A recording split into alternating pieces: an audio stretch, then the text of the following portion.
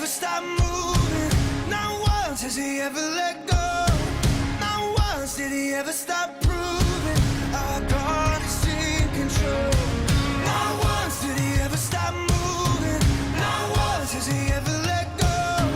Not once did he ever stop proving our God is in control. When did he break his promise? When did his kindness fail? Never has, never will. My God is still the same. When did he lose his power? When did his mercy change? Never has, never will. My God is still the same. My God is still the same. Well, perhaps one of Satan's most effective strategies against believers in a church just like ours, is to dull our senses to the holiness of God and the discipline that he brings upon our sin. After all, we're recipients of grace, right? We are saved by grace, not by works. Our salvation is never in jeopardy. Jesus secured all of that at the cross, and nothing can separate us from the love of God. There's no condemnation in God. So how does Satan pervert people living by the promise of God's grace, the security of salvation, our assurance of our eternity in Christ? What he does is he dulls us to an awareness that although his covenant promises cannot be broken, that sin can indeed break our fellowship with him, and there is discipline that he metes out toward our failures, our sin. There's consequences for that. And so even eternal rewards, not only today, but in eternal rewards, we're going to want to be closer to God. I was watching the NFL draft yesterday, and I was watching Dallas Cowboys website. And they had speakers in a room in the building, and they were talking about all the latest movements of the Cowboys. And every now and then they could beg in an assistant coach to come talk, but then the picture would switch, and it would switch to the war room. The war room was where the big heads were, where the main people were. The people who were speaking on behalf in the other room never had the privilege of working that closely in the top decisions. And increasingly, I have found myself thinking about rewards in heaven, and that being a little bit what that's like. We're all going to be in heaven. We're all going to be on the same team. We're all representatives of Christ, but only so many can work closest to him. And then based on our faithfulness, we're assigned jobs from the inside out. That's our goal, is to realize that we indeed are children, sons and gods of the living God, but we're also bondservants who are being watched by our master as he's away and evaluated based on our faithfulness. Well, the Jews experienced this, and you'll see on the screen that in 587 BC, the Babylonians ravaged Jerusalem and the temple and deported most of Judah's population as God's discipline for their disobedience. And then 70 years later, just as he promised, comes Ezra. They forfeit their rule and their assignments to represent God to the world because of their sin and their worship of multiple gods. But he restored them. Look on the screen. In chapters 1 through 8, God fulfills his promise of restoring his people, directing Persian kings to sanction as well as supply needed provisions for the people to return to their land to rebuild the temple in Jerusalem. The exiles who returned are the dedicated believers in Israel. They're the 2% of all the Jewish population who not only have placed their faith in God, but believe him to the point of participating alongside his work on earth. And so all is great, right? Look on your outline, Ezra chapter 9 last week. The most threatening crisis yet occurs concerning some of the men taking foreign women as wives, which spurned his covenant laws and their distinction as his holy seed. They once again are seduced by Satan, and they're led astray by what we've talked about a few times, their besetting sin. This is their besetting sin. They are prone within their hearts to take on foreign women, and in taking on relationships with these foreign women, they begin to worship their gods and embrace the practices of those false gods, which are detestable in God's eyes. So they're guilty. They're still God's people by faith, but if they want to be part, now catch this, and this is today, if they want to be part of his daily covenant plans, if this group wants to be a part of his future plans with Jesus Christ, who will come as a Messiah and literally worship in that temple and unveil himself for all of the world, they have to stay faithful and they have to stay intimate with God. So how do they resume that relationship with God? How do they find harmony again with God? What do they do in order to step back into being his ambassadors to do his will on earth as in heaven? It's the same thing maybe someone is in this morning. You're saying, I've drifted from God. I'm not close to God right now. What do I do? Today is the perfect picture of that. That's why it's recorded for us today.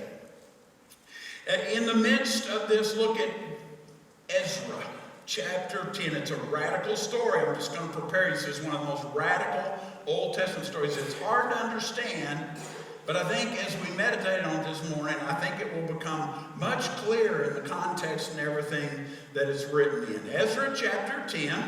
Notice the first major point in your outline. The people confess their sin, they repent, and they take an oath. Look at Ezra chapter 10. Let's read verses 1 through 8.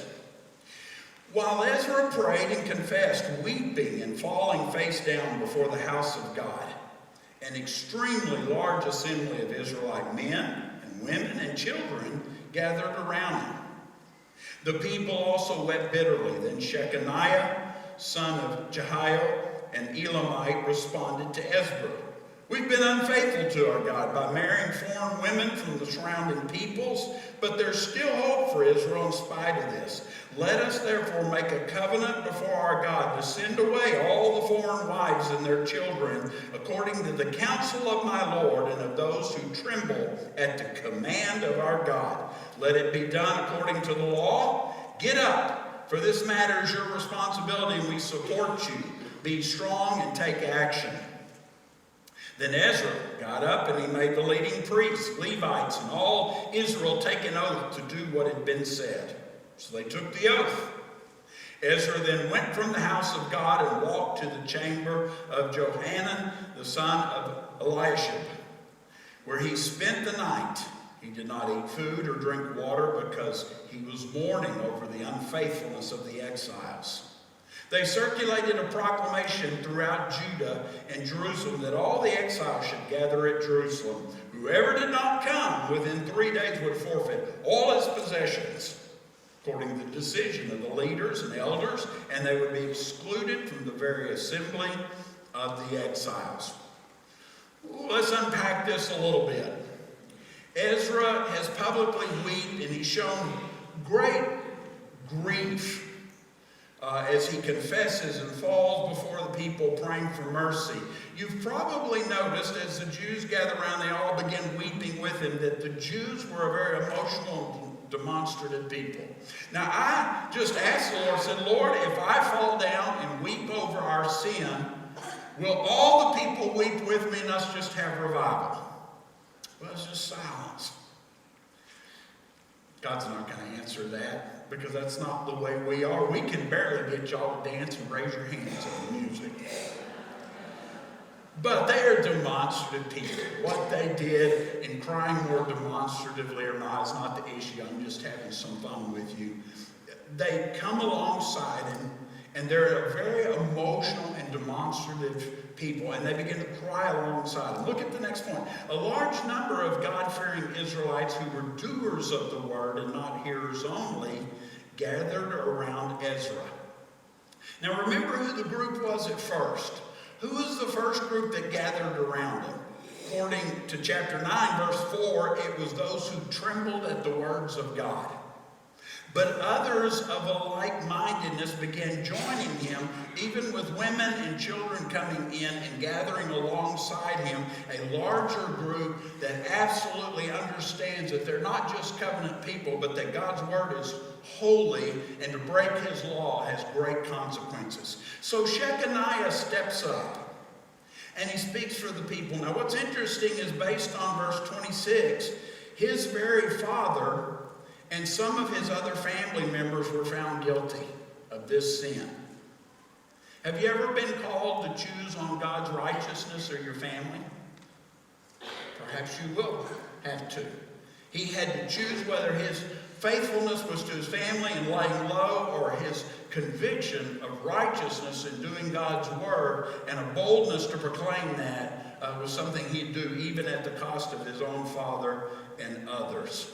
In verse 2, we see the wording. It literally means here, because a pronoun here is placed, and it fronts the verb.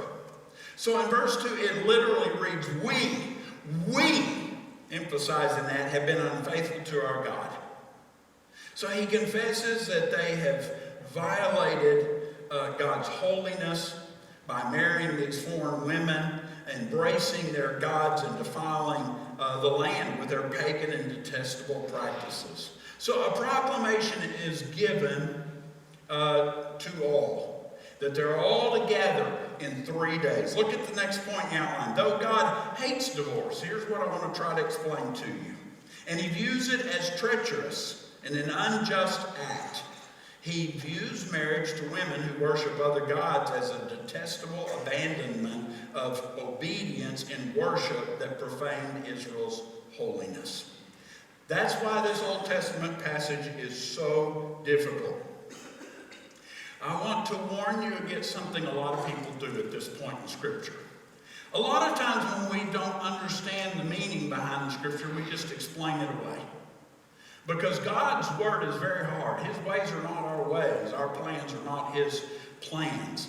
And so a lot of people have gone to Malachi chapter 2, and they've said, God is showing here in this passage that Ezra and these people sinned.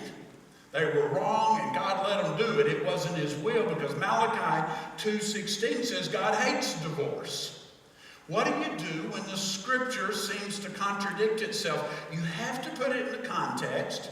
You have to put it in the context of the people. You have to put it in the context of the Old Covenant. And then you have to move it forward to the context of the New Covenant and Christianity we live in. Now, Malachi 2:16, I love the Christian Standard Bible version we use. This is one of the few times I hate the way it translates something. And so if you look over at Malachi 2:16 in your Christian Standard, it says, it doesn't say here God hates divorce. Well, the reason it does that is because the word hate here is in the third person. So the Christian Standard Bible translates it a little differently, but almost every translation you go to, because there is some third person, first person things going on here, they'll translate I, God, or he, God, hates divorce. And so it's very important to know that Malachi 2:16 announces that it is not God's intentional plan, but Malachi 2:15, and you need to write this and keep this in the context of this passage, it clarifies that God hates it when a Jew leaves the wife of his youth or his first wife. So Malachi chapter 2 is addressing Jews who have been married to other Jewish people and then have divorced them and just taken on other wives. It's addressing the Jew divorcing his covenant wife and taking on a subsequent marriage. Here, applying this in Ezra 10, it is addressing Jews who probably were in a covenant relationship, but somewhere through the years have divorced the wife of their youth, and they've married then pagan wives instead. So in order to look at this, turn over to Malachi 2, and let's just read verses 10 through 16, because I think it's an important passage in trying to figure out what's going on in this hard text and how to properly apply it. Malachi 2, 10 through 16. The prophet here says, don't all of us have one Father? Didn't one God create us? Why then do we act treacherously against one another, profaning the covenant of our fathers? Judah has acted treacherously, and a detestable act has been done in Israel and in Jerusalem. For Judah has profaned the Lord's sanctuary, which he loves, and has married the daughter of a foreign god. May the Lord cut off from the tents of Jacob the man who does this, whoever he may be, even if he presents an offering to the Lord of armies. This is another thing you do. You're covering the Lord's altar with tears, with weeping and groaning, because he no longer respects your offerings or receives them gladly from your hands. And you ask why? Because even though the Lord has been a witness between you, and notice in context, the wife of your youth, the woman you married in your youth, you've acted treacherously against her. She was your marriage partner and your wife by covenant. Didn't God make them one and give them a portion of spirit? What is the one seeking? Godly offspring.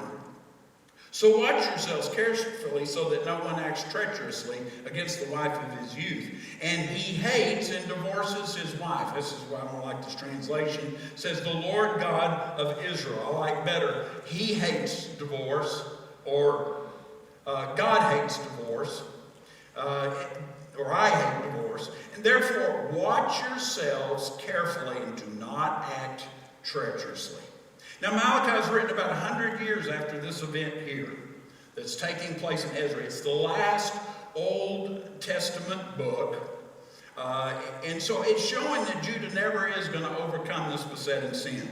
They're going to be prone as a people to divorce their wives and remarry women, to be drawn to these foreign women, and to embrace their gods and their practices instead of the practices of their God. So Jesus has said already, when the disciples asked Jesus in the New Testament, well, if divorce is so prohibitive in the eyes of God, then why did Moses himself, our lawgiver, why did he grant them? And Jesus said, because of the hardness of your hearts. But from the beginning, it was not that way. Jesus was stating merely a fact. He wasn't endorsing that divorce was okay. He was saying because of the hardness of heart, if one person in a marriage, it takes two to remain married.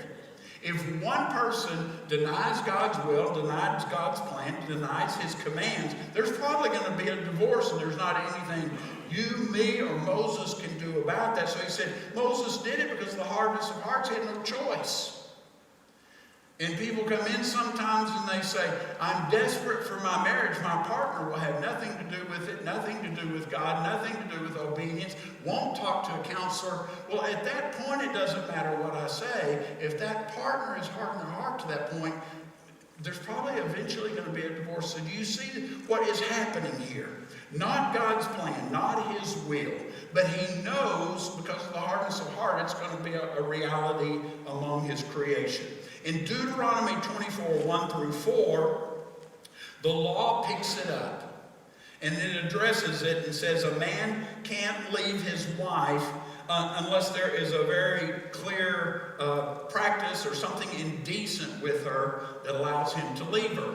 Now, what's also interesting when you study the law in Leviticus 24, it gives a very clear set of directions to protect this wife and to take care of her in the midst of the divorce. It has some requirements there in order, some instructions to protect her if a divorce does happen. And so in the midst of that, you're going to have that. The Jews throughout the years were very, very poor in the way they treated their wives and the way they treated women. Very poor. They tended to treat their wives as objects.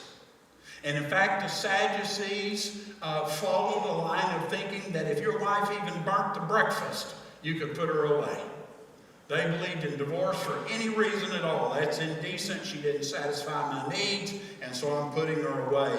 And Jesus obviously addressed that and said it was not God's will ever for that to be the case. So, is it proper here to say Ezra and them missed it? No, it's not.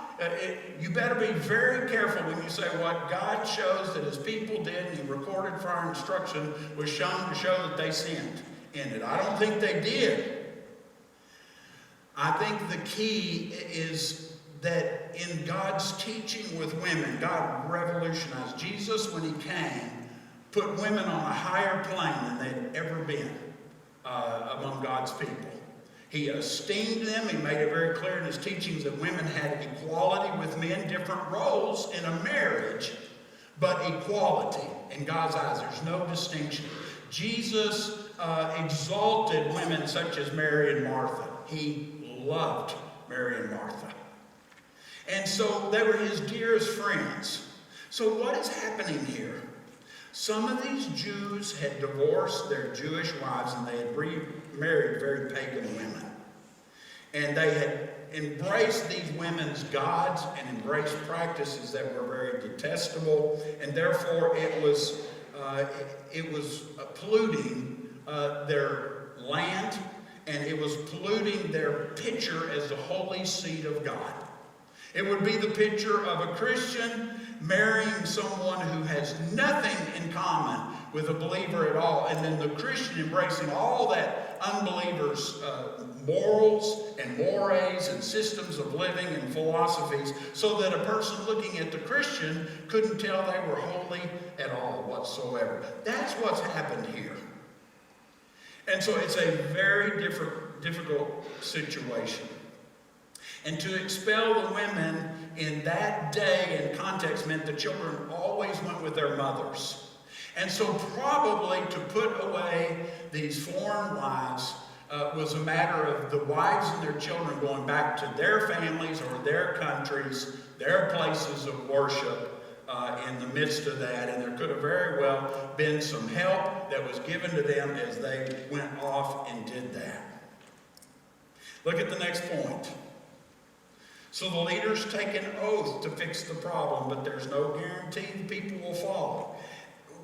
When I first began pastoring, I was in my early 30s.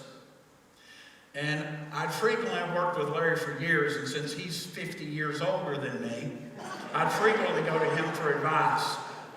And I'd say, Larry, will the people do this? And he'd always say the same thing, and now I find myself saying it to younger staff. He said, the people will follow and do whatever they choose to follow and do. If they are following you, they will do it. And if they're not, they won't. And so you have to determine to an extent as you lead the people where the people are in doing that. And that's the case they're in now, because the leaders say, we'll do it, but this hasn't been decided by the people. Who knows how the rest of Israel is going to respond to what these leaders who've rallied around Ezra do. And so we try to remember that as a staff, to try to bring you along, because if you agree with it, we can do it, and we can force something, but it'll hurt us in the long term. And they're not going to be able to force this either. They're going to have to pray, and thus Ezra moves back in and prays and fasts that the rest of the congregation or people will embrace what his leaders think is best to do here. With that in mind, look at the next major point. The people gather and they assume ownership in a plan. Verses 9 through 17. Let's break them down a little at a time.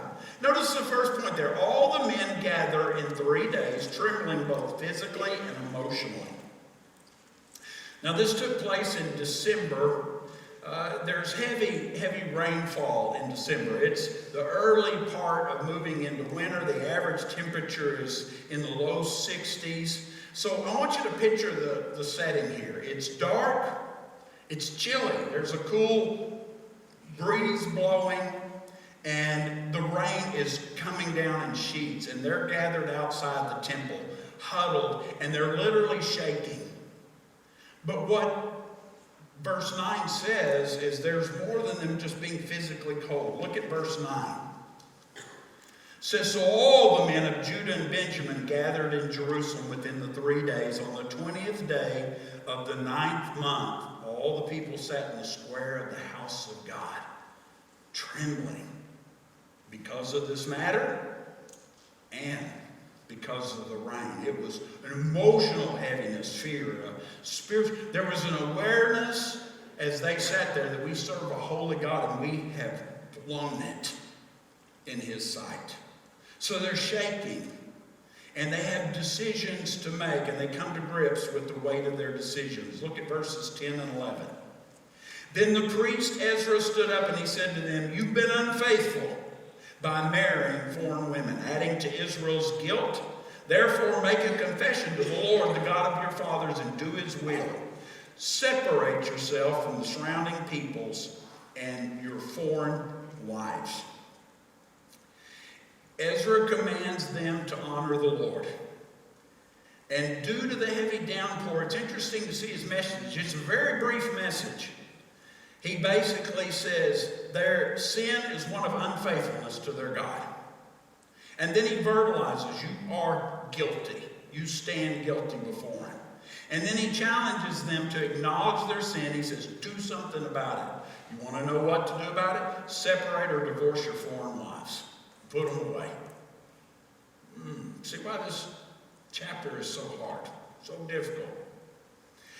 Look at the next point. All but 4 agree to authorize the elders and judges in each town to enforce the separation of all the believers from the unclean practices of the pagan Gentiles, including the divorcing of their foreign wives. Look at verses 12 through 15.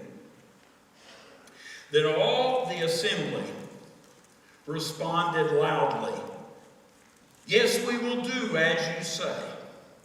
But there are many people. It's rainy season. We don't have the stamina to stay out in the open. This isn't something that can be done in a day or two, for we have rebelled terribly in this matter. Let our leaders represent the entire assembly, then let all of those in our towns who have married foreign women come at appointed times together with the elders and the judges of each town in order to avert the fierce anger of our God concerning this matter. Only Jonathan, son of Asahel, and Josiah, son of Tikvah, opposed this, with Meshullam and Shabbathai, the Levites, supporting them. So the agreement was to allow the leaders in each town, the judges and rulers of each town, to go throughout their towns and to start an investigation with every family where there was the marriage of a foreign wife. There's a likelihood, there's almost certainty that some of the investigations will reveal that this foreign wife is a God believer.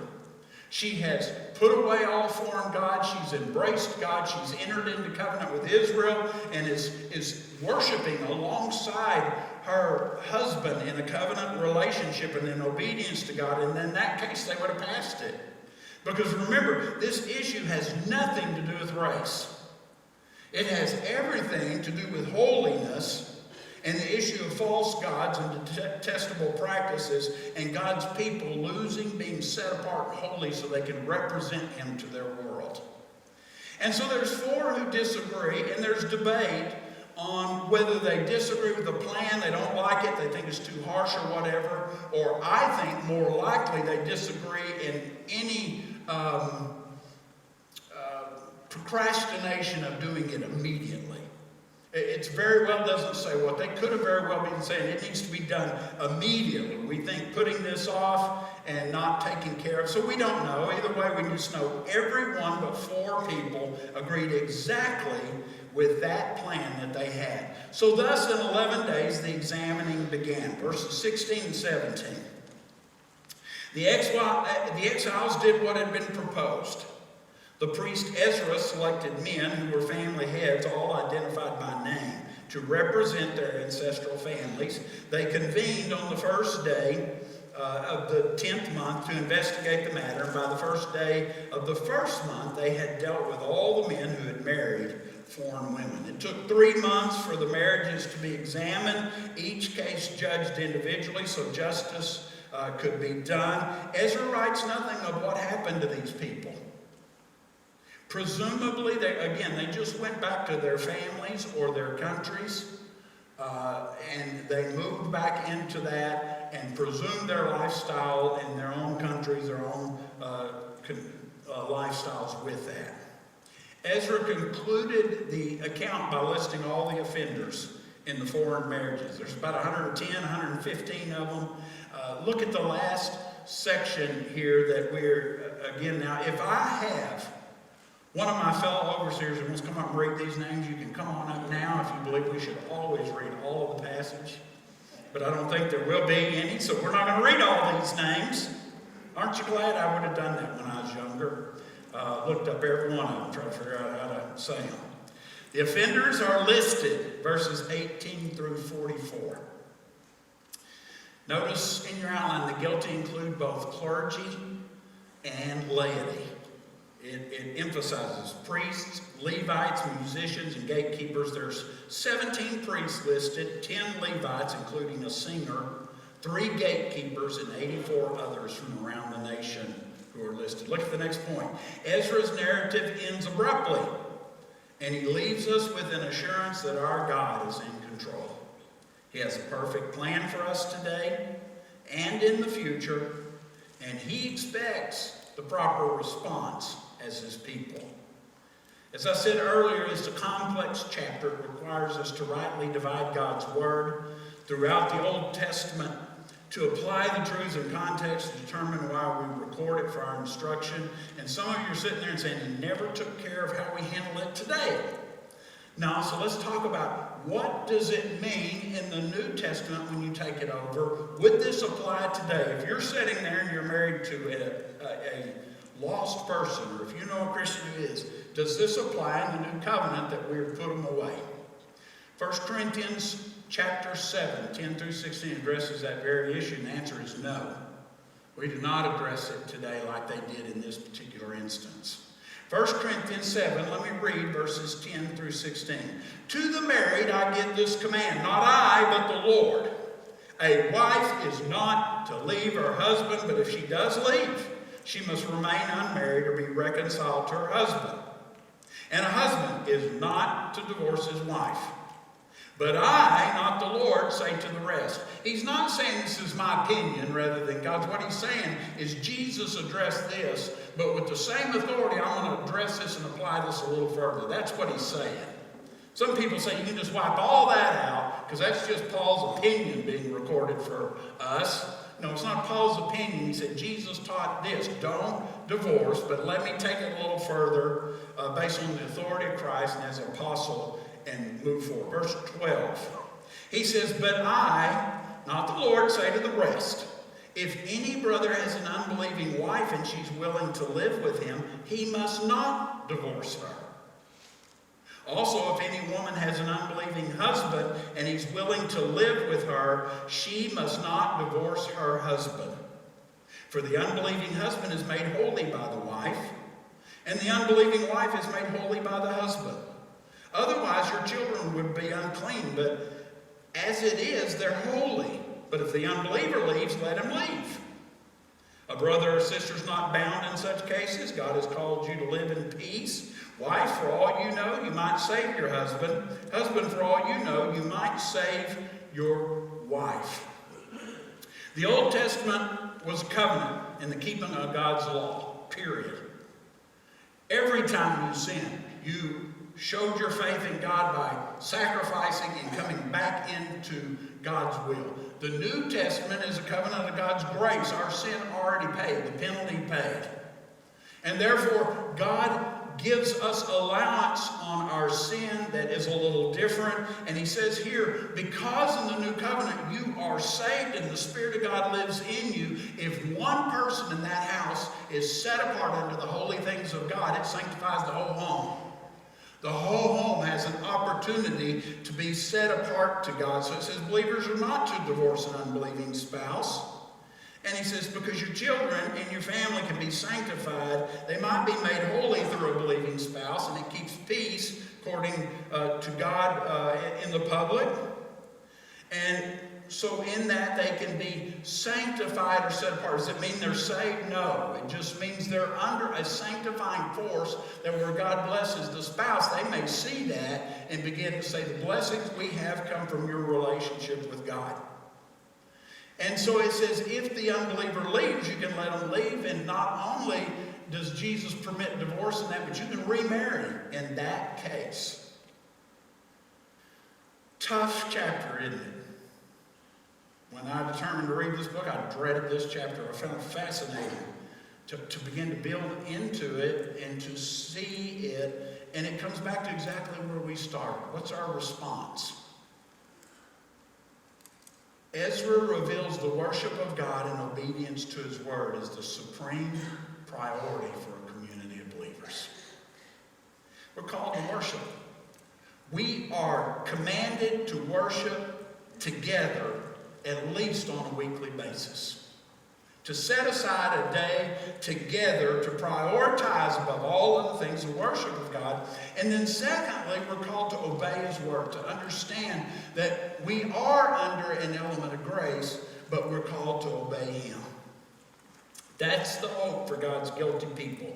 No matter what we've done, how much we've fallen from our holy lineage, no matter how detestable our sinful activities, reconciliation to God through encountering him daily in worship, weekly in services, and adherence to his commands is the fruit. What's the result of that in the end that we don't want Satan to blind us to? It's to literally hear the word someday, well done, good and faithful servant. You've been faithful in little. Wait till you see what I place you in charge of in eternity. And if you're like my gentle wife who says, I don't want to rule over anybody in eternity. I'm not a ruler. I don't have your personality, Craig. I don't lead people and have no desire to. I said, you will be serving God and making cookies alongside Jesus for his banquets, or wherever. To hear Jesus say that, to be given a special name of affection for those who've been faithful, to sit at the marriage feast, to be assigned. I am becoming more obsessed as I get older. If Jesus is preaching to us in heaven someday or speaking, I want to be assigned closer and not further away. But I think that's based on obedience. People say, well, y'all's grace is cheap. No, it's not cheap if we understand that every decision we make is going to stand before Jesus Christ on his judgment seat. And he's going to reward us based on faithfulness, based on how faithful the master found his servant when he returned. With that in mind, I want you to bow your heads just a minute. Let that sink in just a minute before we close with prayer. And our college students coming forward for us to pray for them. Take just a moment of silence.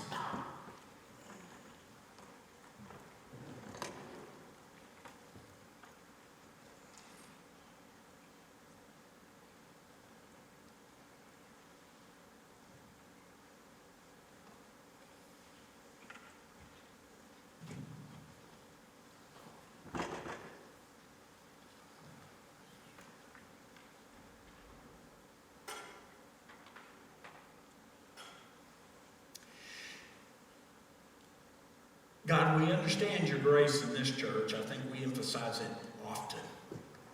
We don't walk around fearing that every day we might just not be quite close enough to you to go to heaven.